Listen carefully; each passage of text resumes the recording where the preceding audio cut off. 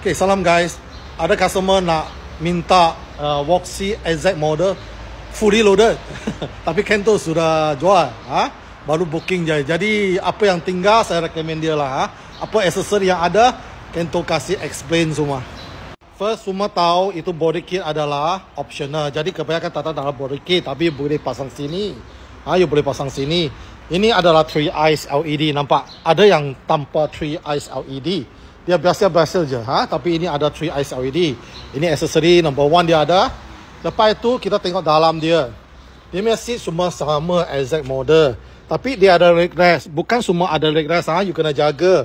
Ini tua power door ada leg rest, power door pun kena check.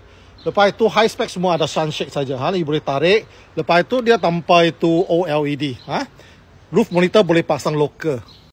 So ini bahagian belakang dia ada power boot, power boot. Bukan semua unit ada tau. Macam unit ini, dia tanpa power boot. Okay, kita tengok dalam dia. Biasa, kita fully loaded lah. Dia datang ada DIM kan, digital inner mirror. Ini tanpa. Tak ada BSM, tak ada BIM. Ada yang BSM, DIM datang originally. So ini dia ada satu itu micro SIP detector. Itu pun tak ada. Itu tak penting lah bagi I. You pakai 60 cent baru ada pakai.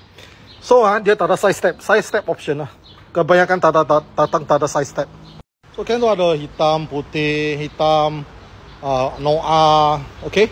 So berminat boleh Roger Kento. Ini unit ada LED, ada power boot, itulah. Dia punya screen pun besar punya player. Cuma tak ada roof monitor, tak ada side step. Ini semua tak ada lah yang tadi Kento beritahu lah. Kalau berminat boleh Roger Kento. Kalau you nak betul-betul fully loaded, kena tunggu stok sampai. Jumpa lagi. Bye.